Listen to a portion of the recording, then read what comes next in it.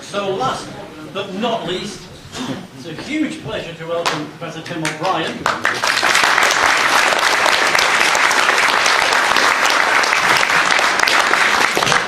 Who's Vice President of the SBA and will be the next President of the SBA. So 2 years' time.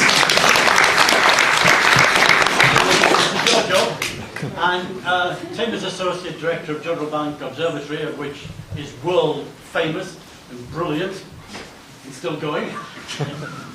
I've known Tim ever since probably your first job, essentially. It was my first job. Yeah, so it's really a huge pleasure in terms of that.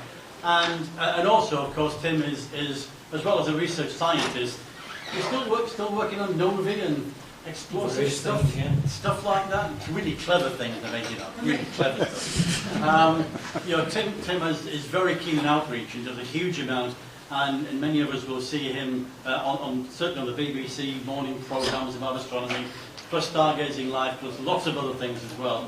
So it really is a pleasure to welcome Tim. And I have one announcement only to make, and it's not about health and safety. I'm rebelling, I'm not making the announcement. But on the way down, I found that on the way down to here, I found that my ability to transfer between Euston and King's Cross was an order of magnitude longer than I had normally anticipated, which means I have to leave before probably the end of Tim's talk to get the train that I had already booked. So I've got to get an hour earlier train from here to make sure that normal small commute actually is within my capability zone to get my last train back out.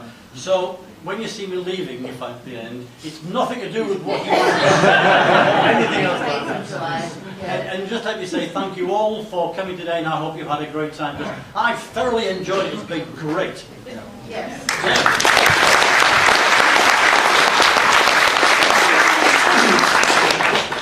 Ian's got into a lot of trouble to get out with the last part of my talk.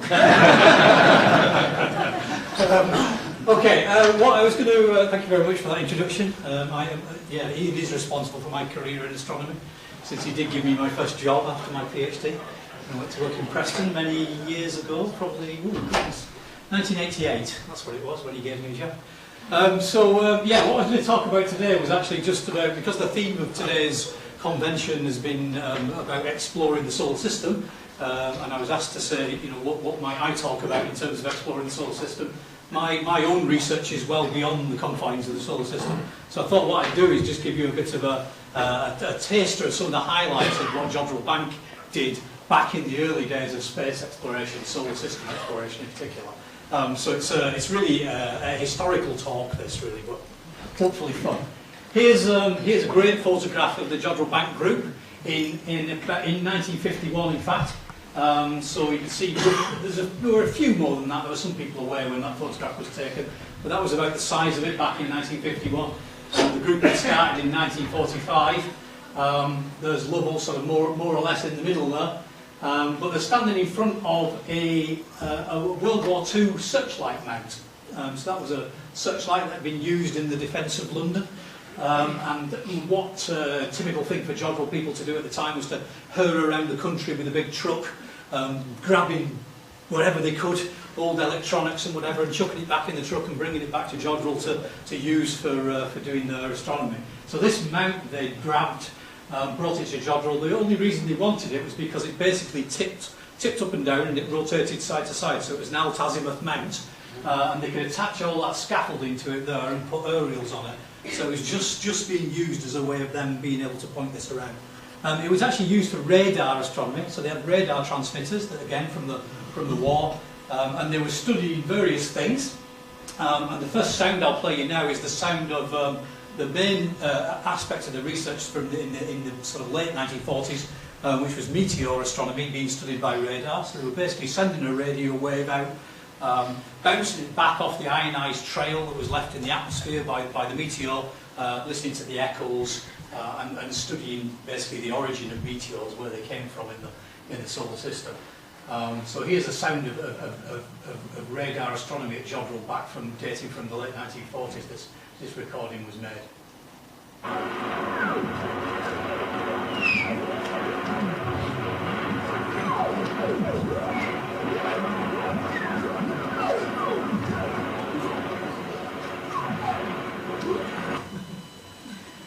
So that's sort of what you hear. Is that sort of noise is the sound of these things echoing back from these meteor trails. That was sort of not what they were supposed to be doing. They were supposed to be doing studying cosmic rays. So particles, charged particles that have come into the Earth's atmosphere, never actually detected cosmic rays. So the whole reason Jodrell Bank existed never came to pass, which was to study cosmic rays. We still haven't detected them with that technique. But as a bit of fun, this was the other thing they did with the radar. They Hello, Moon, can you hear me? Hello, Moon, can you hear me? This is Jodrell Bank calling. Jodrell Bank calling. So that's somebody's voice being sent to the moon, bounced off the moon and captured the echo. So the delay between those two things is 2.5 seconds, which is the light travel time to the moon and back.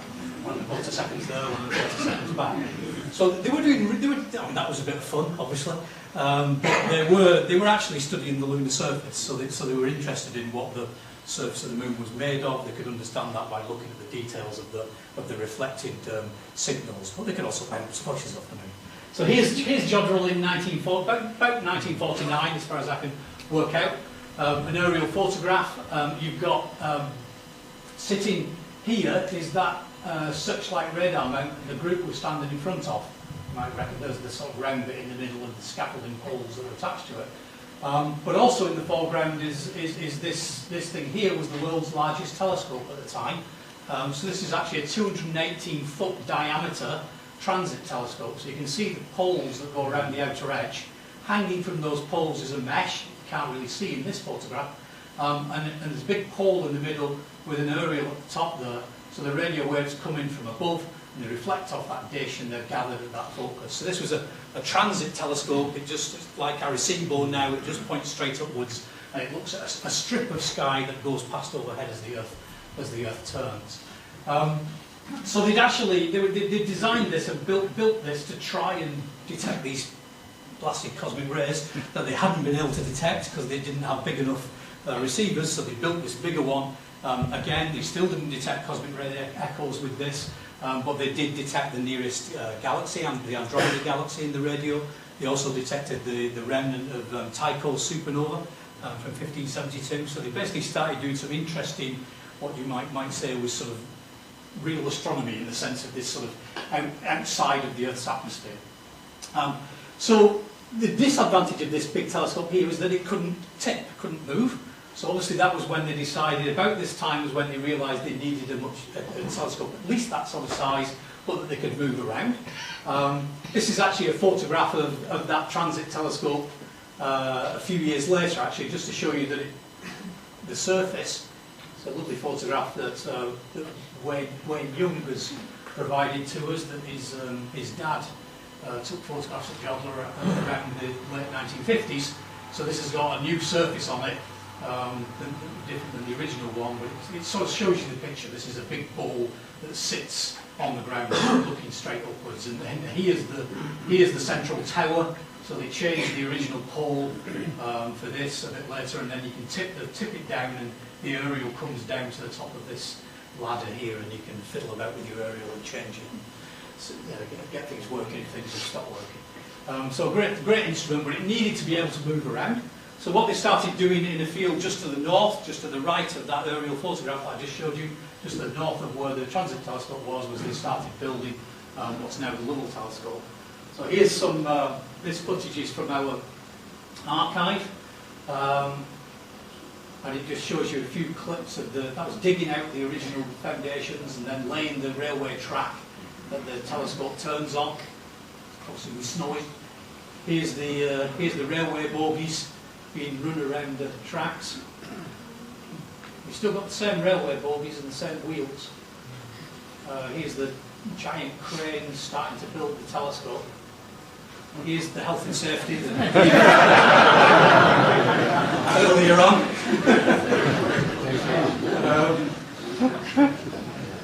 Lots of scaffolding. An absolutely incredible thing to do, really. Nobody's done anything like this before. Starting to build the ball. With the centre of the ball there. They actually had to design new cranes to actually build this thing. nobody had done anything like this. Here's a bit more health and safety. I always think health and safety in these is like how you're worried about hand braces, and he's now got his braces on. Look at that. It's quite frightening. Look at these bits together. So here we are, the ball's nearly finished now with its structure. 90 miles of scaffolding were involved in building that, and then welding the original plates onto the telescope itself to form the reflecting surface here. There's the welder getting on with his job, and the central tower there. So that was it, nearly finished. This would have been late 1956 into 1957, where the surface is nearly completed. So this was 250 foot around the same time this picture was taken, with Lovell here standing in front of it. So that took over from that 218 foot telescope as the world's largest telescope. But there were problems. There had been problems with that. They'd been building this over 5 years from 1952. It had cost them far more than they expected it to cost. The original cost estimate was something like £140,000, and I think it cost about £750,000 in money of that time by the end of it. So they were clearly quite significantly in debt by the end, to the extent that there was no money left to pay the workers. So at the time that Pathé news clip was made, I don't think there was anybody actually finishing the telescope. Probably didn't say that to the people that were producing the news clip, but it really didn't look like it was going to end in disaster. In the end, even Lovell was threatened with being sent to jail for overspending the account. So here's Lovell around. Said to Henry Brown, we need a miracle to save us. Well, that kind of miracle came on October the 4th, a few weeks later, 1957, when the Sputnik 1 was launched. So this was the sort of situation, was that they really were in dire straits, and they didn't think they were going to complete the telescope. And as Lovell says himself, the miracle that saved them was the Soviet Union launching Sputnik 1. But this was sort of, you might think that this was, like Lovell then said, that there was a miracle that saved us. You might think that they would realise that straight away. In fact, they weren't interested in tracking Sputnik. Anybody could pick up Sputnik with a small radio receiver. That was the point. Put a basketball-sized things in space, let it orbit, let it send out a signal so the whole world can see how great the Soviet Union was in these terms. You didn't want to only have people with a giant radio telescope be able to pick it up. So Lovell wasn't interested, actually, in doing anything with it until he received a phone call from London, as he puts it, where somebody said, actually, it would be quite interesting if you could demonstrate whether you could use a radar transmitter on your new telescope to track not the Sputnik itself, but the rocket that carried Sputnik into space. Because that rocket was an intercontinental ballistic missile, and so who knows what the next thing that those missiles would carry into space, or at least into some sort of trajectory that brought them back down somewhere else in the world. So they sort of rushed everybody back into Jodrell. So all these people that were on strike came back into Jodrell, and over the course of between the 4th of October when Sputnik was launched, and then the next 8 days or so, they basically got the telescope into a working order, such that they could actually steer it, point it in the right direction. They pointed it north, get the radar transmitter on. They borrowed various transmitters off the lunar group that you just heard that moon bounce echo from. They borrowed the Meteor radar transmitter as well, hoisted it up into the telescope, and sure enough, on the night of 12th of October, they actually did manage to get an echo back off the rocket as it sort of sped across the Lake District at 17,000 miles an hour, something like that. Actually, just over the top of where the Windscale nuclear power plant had a fire that weekend, if anybody remembers the Windscale fire. That was the same weekend as Jodrell detected the rocket, Sputnik 1. So here's a picture of Lovell from the press conference that was held that night at Jodrell, pointing out a blown-up photograph of the echo from the Sputnik rocket. So in that sense, that did then galvanise the whole process in which that miracle saved Jodrell, because that basically became headline news around the world, and it made people realise that actually this thing was worth having. This telescope was worth having. Albeit, actually, it was really a military operation, really, rather than an astronomical operation, to be honest. So from that, then, that was the dawn of the space age. That was the first artificial satellite. And so then both the Americans and the Russians were then embarked on this space race. The Russians were far better than the Americans for quite a while. And this was probably, I haven't got time to go through every single thing that Jodrell did. Obviously Laika was launched and Jodrell tracked that Sputnik as well. But here's a key event from 1959, this was a Russian spacecraft called Luna 2, or Lunik 2 if you prefer. It was launched on 1959, and it was a Saturday morning. It was headed towards the moon. It was a Saturday morning. Lovell had got in his car to drive off to play cricket at Chelford. He was the captain at Chelford Cricket Club, which is the local village just north of Jodrell, and he was very keen on cricket, as this clip illustrates, I think. My father and my uncles, my whole family, in fact my mother too, were all crazy about cricket.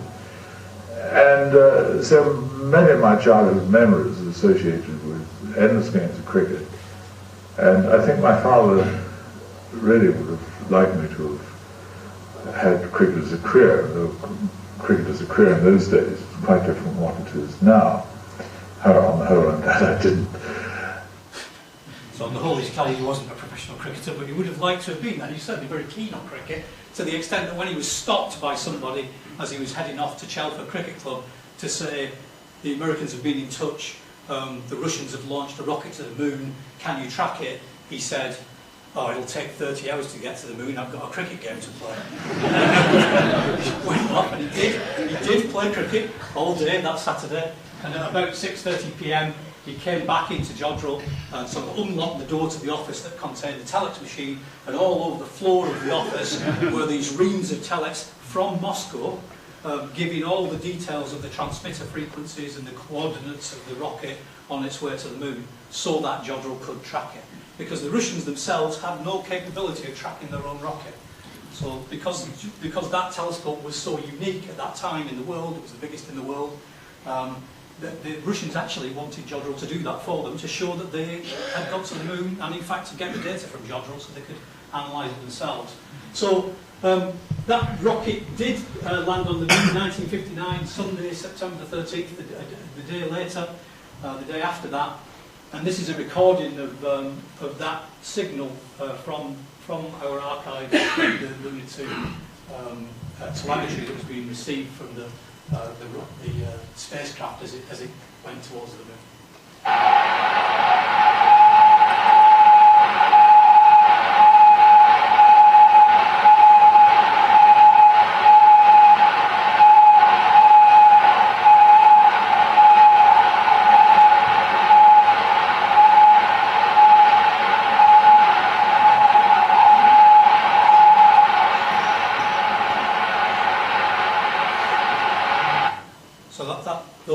When those beeps stopped, that was the first time any spacecraft we built ever reached another celestial body. That was when it hit the moon, the signal stopped, and it actually reached the moon. So they hit sort of more or less dead centre of the moon.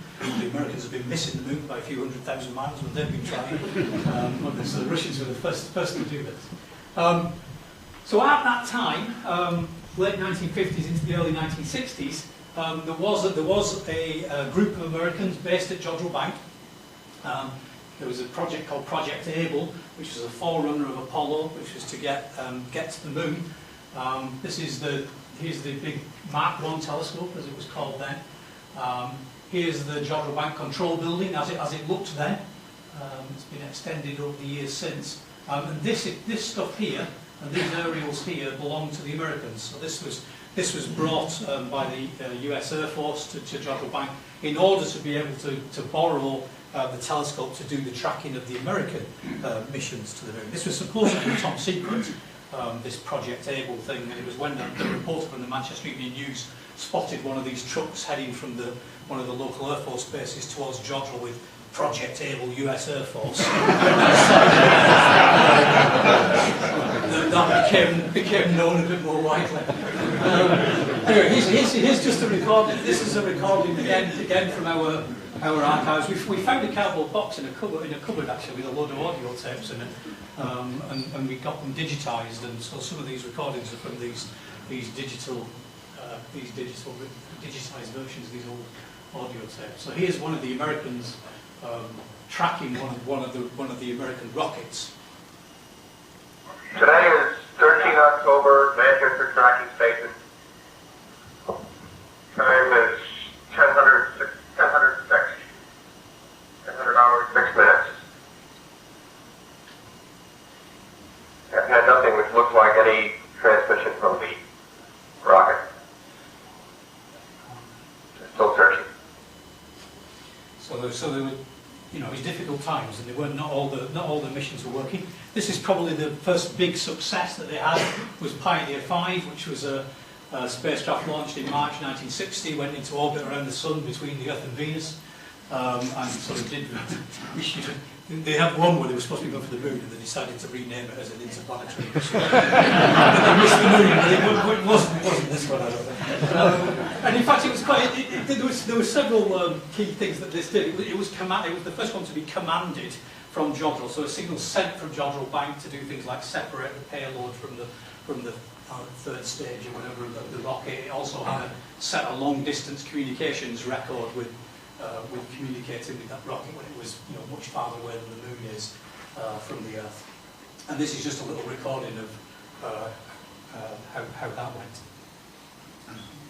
On the 11th of March 1960, the United States launched Pioneer 5. This is a deep space probe designed to pass into an orbit around the Sun between the orbits of Earth and Venus. The recording which follows was made when the probe was some 600,000 miles from the Earth.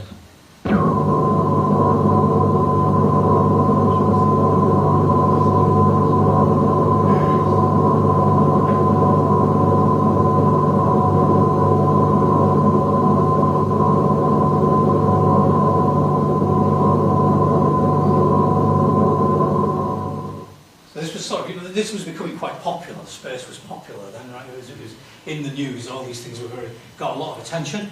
So we had royalty at Jodrell Bank.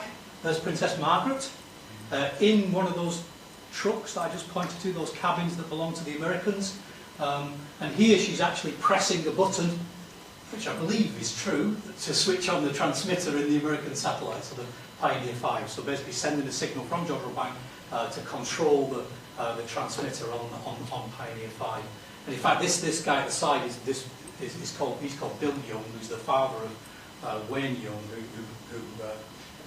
whose photographs I showed you earlier on. In fact, that's one of his photographs from his archive, newspaper photograph. So this, you know, this whole story sort of went on. There's multiple missions, not only to the moon, but also some missions towards Venus as well and towards Mars. But one of the really great stories is the story of Luna 9. Luna 9 was launched in 1966 at the end of January, and it landed on the moon in early February of 1966. So it was intended to be a soft lander, and it was intended, as it turned out, to try and photograph the moon. So here's the paper in Nature that was published just a few weeks later in February 1966. About the observations that Jodrell made of this moon probe, Luna 9. And the authors are J.G. Davis, who was one of the key sort of academics, astronomers at Jodrell who did the space tracking work, Lovell, and then the other person here that was a key person is Bob Pritchard, Robert Pritchard. So Bob did a lot of the space tracking work at Jodrell.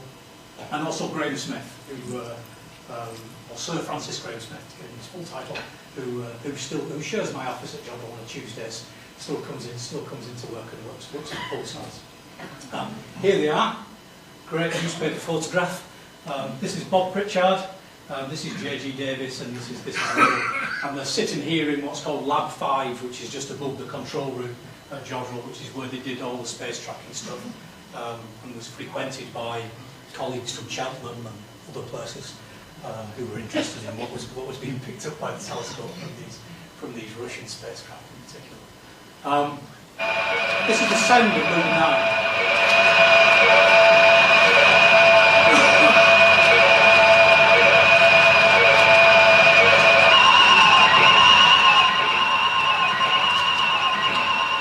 So that sort of unusual sort of sound, that was quite an unusual sound that they picked up there. And in fact, I believe it was J.G. Davis there who who recognised that sound. So they basically play these signals that you're picking up through a speaker, and he recognised that style of signal, and he said, you know, that sounds very much like one of these sort of newfangled fax machines.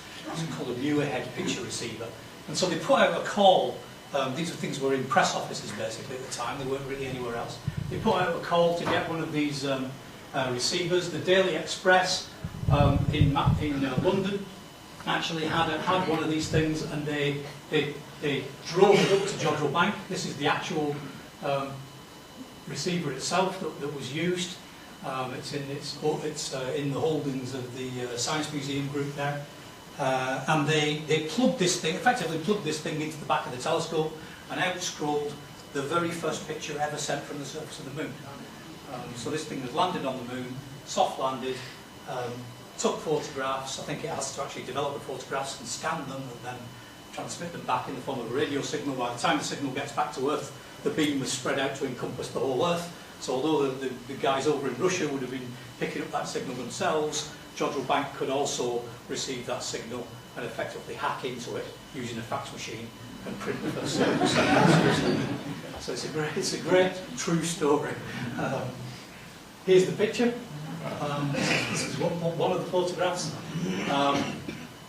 The only thing that's wrong with the photograph really is that it turned out the rate at which the paper came through the machine was different than the Russian version, and so everything was a bit sort of stretched, right, and it should have been squashed a bit more. So everything's sort of elongated, I think, on this photograph a bit more than it should have been. But amazing stuff. Of course, the press were very interested in this. Here's Lovell sort of holding one of these printouts, and there were a number of different photographs transmitted back. Here's a bunch of journalists at Jodrell Bank poring over the photographs, looking at these pictures of the moon. And of course it appeared the next day. Daily Express had lent us the fax machine, so the Daily Express gets to print the picture. This is Saturday, February the 5th, 1966, so the next morning after those pictures were received, the Express caught the moon. So inside, they go into detail inside about all the different... this is a bit of the spacecraft, so this is a bit reminiscent of Rosette, of the Phoebe Lander, actually. Here's the moon, and here's a bit of a leg of the spacecraft, so just in shot. Here's Lovell, and I think this is his wife, actually, and that's his son, and they're sort of looking at the pictures at Jodrell. So that's a great story. Lunar 9 was a brilliant story. 1966, almost 50 years ago now. This is another sort of entertaining one. I just pick it out. This is 1968. So towards the end of 1968, of course, the Americans were hell bent on getting people onto the moon by this time. So of course, the Apollo. We got to Christmas 1968 was which Apollo? That went around 8. Wasn't it? Yeah. So Apollo 8 was just about to go. A month later. So this is again a tape recording from our archives of signals from the Russian probe Zond 6 that went around the moon and came back to Earth, returned to Earth. That basically set off on the 10th, and over the course of a week went around the moon and back to Earth again. So here's a recording of what we picked up from Zond 6. Well, this is Sunday morning, November the 17th. The time is 09:51 UT. Zond 6 is 4 degrees above our horizon, and as it vanishes from our view for the last time, we hear this Russian voice. The probe is now about 34,000 miles from Earth.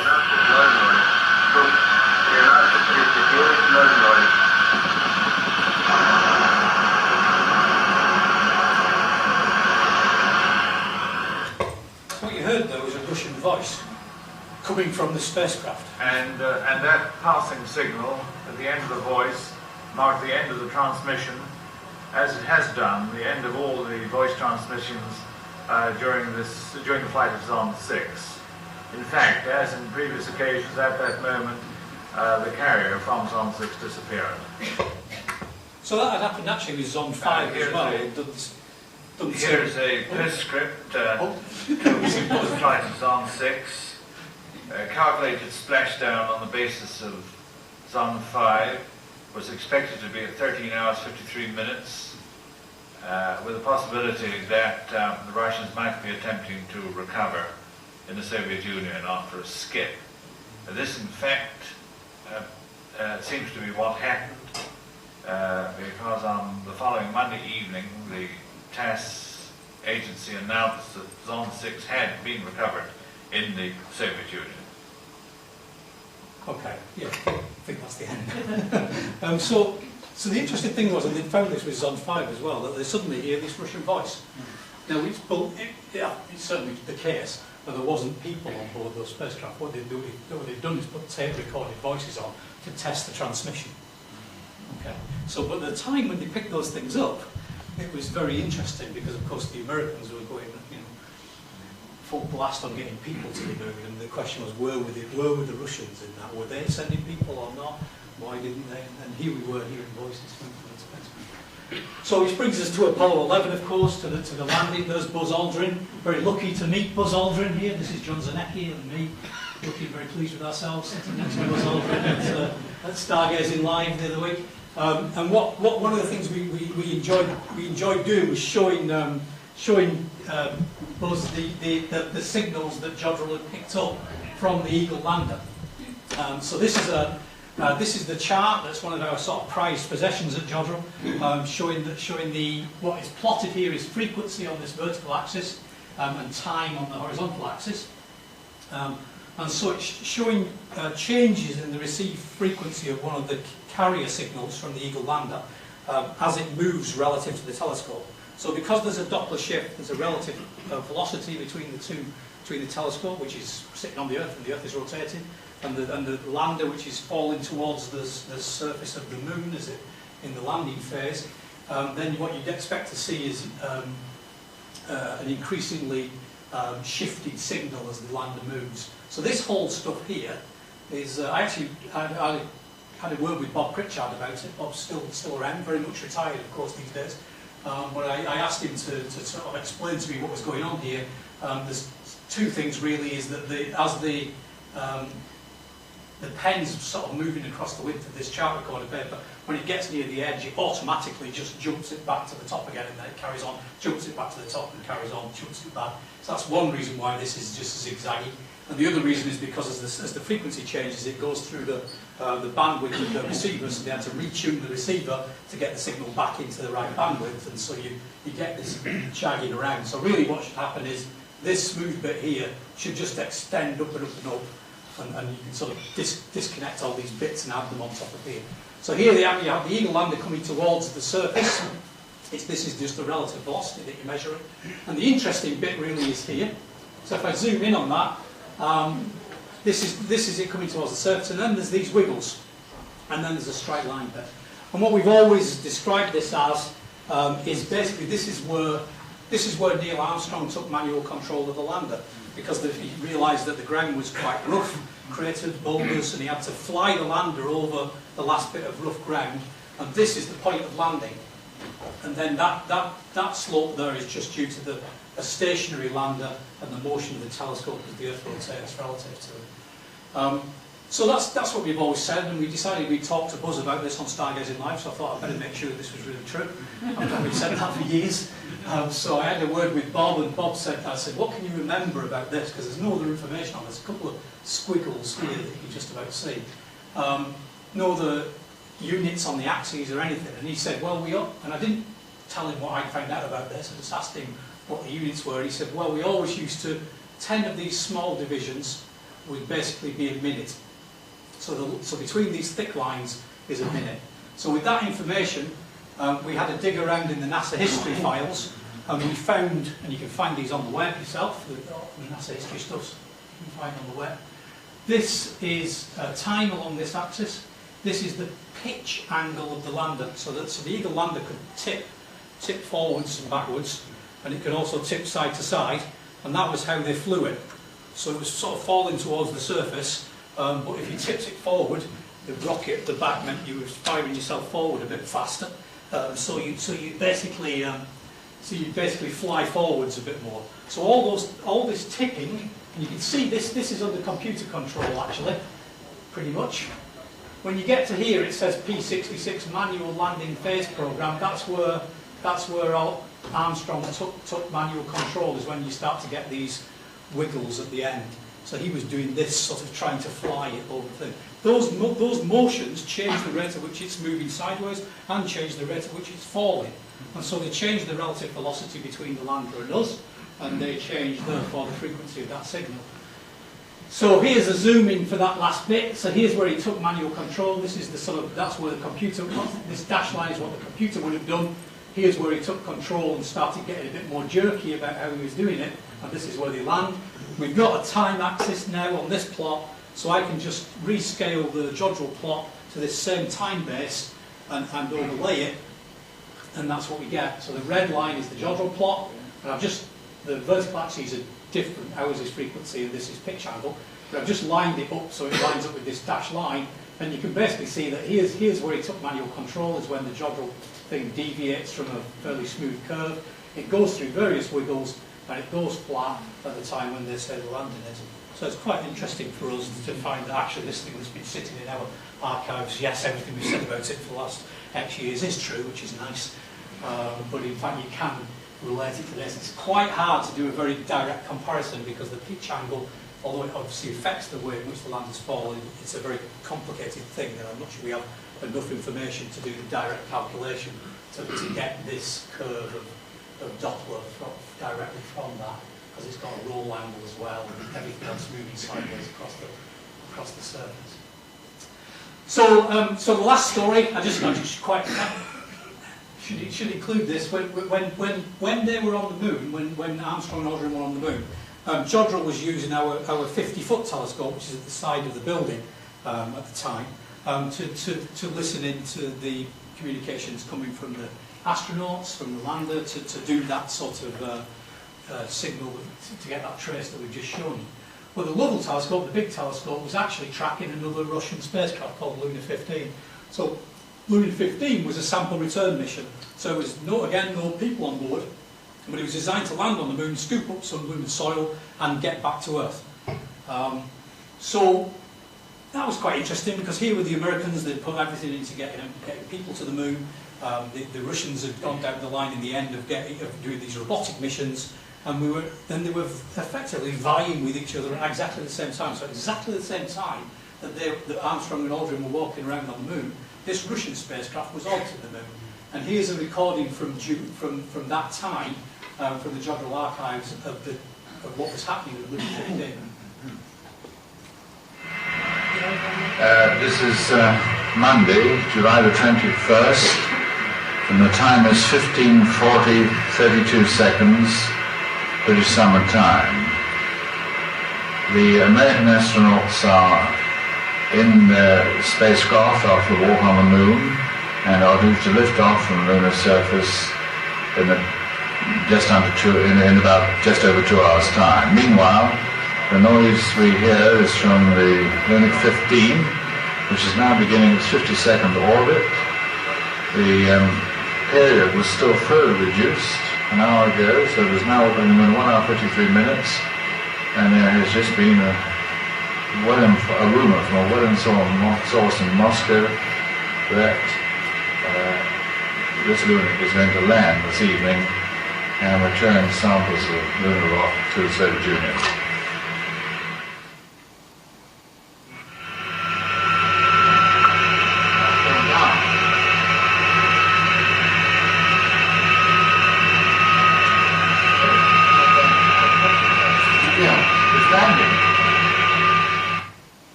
Time is 15:50, 20 seconds.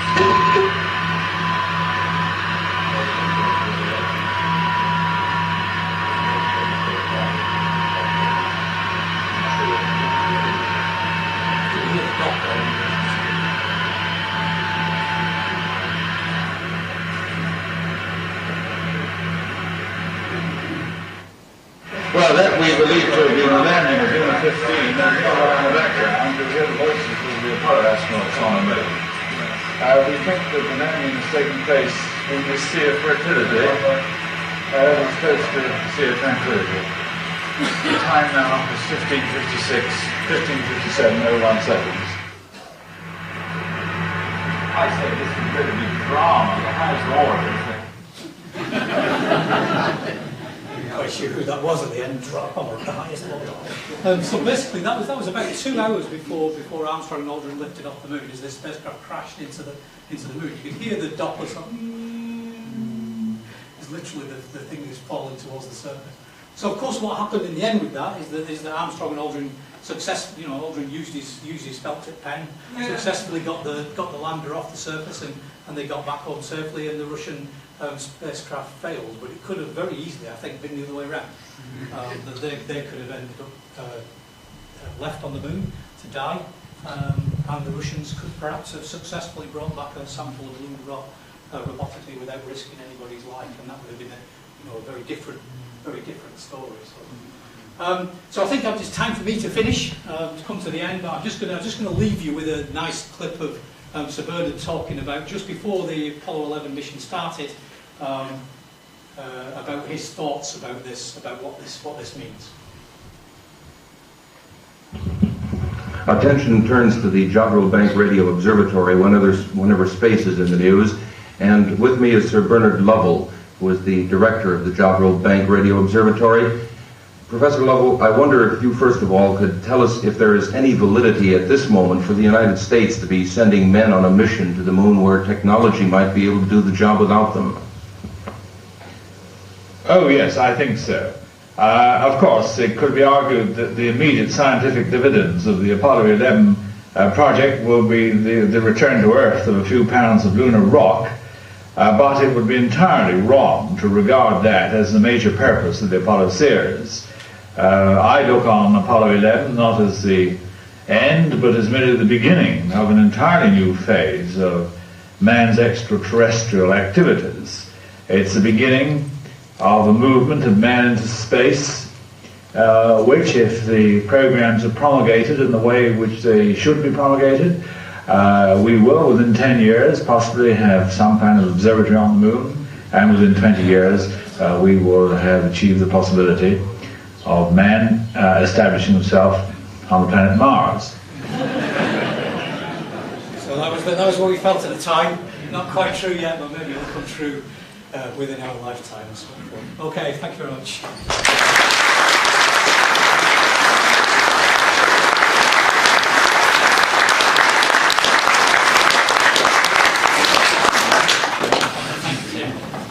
Falls to me to act as a virtual Ian Robs. Ian's had to leave to go and catch the train. So, do we have any questions? We've got about 3 or 4 minutes, and we can have questions. At the back. Stargaze is in line, which has some photos there. Also, when you were showing us the graphs and the photos, the facts photo, he generally looked much bit surprised by it. Is that the case? He was actually more surprised than he showed in the live broadcast, Right. Because we'd done a rehearsal where he'd heard some of these things in the rehearsal, so he's surprised. He's surprised the first time I told him. He didn't know about the tracking of the Eagle lander, I don't think at all. He hadn't seen this graph with the wiggles on it, so that was certainly new to him. He knew about Luna 15, and he knew that Luna 15 had crashed into the moon, but he didn't know that it had crashed into the moon while they were on the moon. So he was very surprised when he was told that. But then when we did the live broadcast, because he didn't seem quite as surprised because he already knew. But yeah, it was great to talk to him about that. Actually. What did the Russians think when they found out that Jodrell Bank had actually sort of got the picture of Luna 9 from them? Did they report them first, or? No, so Jodrell, they were published by Jodrell first before the Russians got to show them anybody, so they were a bit annoyed about that. I mean, there's a sort of letter in the archives from them complaining about the aspect ratio of the pictures, saying you published these pictures and they were wrong. You know, we should have let us publish them, and then we'd have published them correctly. And I think, to be honest though, there's been quite a nice relationship between, you know, Jodrell sort of sat between the USA and Russia, two great superpowers, and actually worked with both of them to do this space tracking in quite a relatively neutral way, I think. Obviously, you couldn't be entirely neutral with being in the West compared to the Soviet Union, but they have done quite a lot of favours for the Russians in terms of tracking their rockets before, so they didn't get that annoyed, but they probably preferred us not to have published them. Lovell says there was nothing he could do about it, so I asked him about that, and he said, well, there was journalists around, and they saw the pictures, and I couldn't stop them getting in the press, even if I'd wanted to, so that was his story. More questions? May I ask a second question? Please. When Jodrell Bank isn't being entertained by Dara and OBrien, Yeah. what research is it doing at the moment? A huge range of stuff, actually. I mean, it's because, there's two, at the observatory, there's two main observing systems, really. One is the Lovell telescope on its own, so used as just a single telescope. And then its primary function is to do work on pulsars, so on the sort of collapsed cores of exploded stars or Type 2 supernova. So there's a huge range of work going on there, looking at timing the signals from individual pulsars, testing gravity and testing GR, general relativity in the double pulsar, for example. Also looking for gravitational waves by linking up to other telescopes across Europe. But then, aside from that, there's also the network of telescopes that we operate across the country. So we have a telescope not far from here at Cambridge, the 32 metre at Cambridge, but there are another 6 telescopes, including the Lovell, spread across 200 kilometres or so across the country that link together as a network called eMerlin. And that basically acts together to create a big telescope 200 kilometres across, gives you very sharp images, and that can do a huge range of things. So that's working on, I use it for looking at stars that explode, for example. Others use it for looking at star formation or even planet formation, and also looking into distant space, looking at quasars and black holes in the cores of distant galaxies and starburst galaxies where there's lots of star formation going on. So it does quite a wide range of work. It doesn't just do that for us. That is an international program. So the scientists from all over the world use those telescopes to do whatever they happen to be interested in. So yeah, huge amounts of stuff still. So, yeah. Is the radar part of the Jodrell Bank, could that be used for sort of tracking nearby asteroids? Yeah, so we haven't done radar astronomy for a long time now. So it was something like, it was probably in the 1960s, I think, that we probably lasted, maybe early 70s, that we lasted radar astronomy. So now we're just purely passive, we just receive signals. We have done a bit of radar astronomy where somebody else lights up. You can have somebody else with a radar, like Arecibo could have its big planetary radar up. They could shine a light effectively on an asteroid, and we could catch the reflection and therefore track the asteroid. So in fact we've sort of experimented with that once or twice. It's not a major part of what we do, but it could be if someone was to provide us with some funding to do it. that might help. But there are others that do that anyway, to be honest. Arecibo's a lot of their work is the planetary radars. One more question. Yeah. Could you just outline the arrangements both for professional bodies and private individuals to actually come to Jodrell Bank? Because I seem to remember there is some public access. Yeah, so Jodrell's had a visitor facility at Jodrell for a long time, since the 1960s. So there's a discovery centre there now, which is, if you look on the web, Google Jodrell Bank Discovery Centre, or just Google Jodrell Bank, it will probably be the top link. www.jodrellbank.net will give you all the details there. We have about 160,000 visitors a year to Jodrell, so that Discovery Centre now, which is the most we've ever had. I think its peak in about 1990 was about 150,000 before the shops started opening on Sundays and giving people something else to do at the weekend. But yeah, we're back to that level. So we're all 160,000, and we have 16,000 school kids coming every year as well. In fact, we've just and I should say it's Teresa Anderson down the front here, the director of the Discovery Centre at Jodrell, so she can answer more detailed questions, but that's been so successful that we've just built another building in the Discovery Centre that will allow us to increase the number of school visits to 25,000 over the next couple of years. So it's very, very positive. But that gives you all the details of what's on at Jodrell and what the arrangements are for visitors. But it basically goes through the Discovery Centre. Thank you, Tim. And I would just add that if you've never been to Jodrell, and you do, when you walk towards the Lovell telescope for the first time, the sheer scale is absolutely awe-inspiring. Tim, thank you very much indeed for your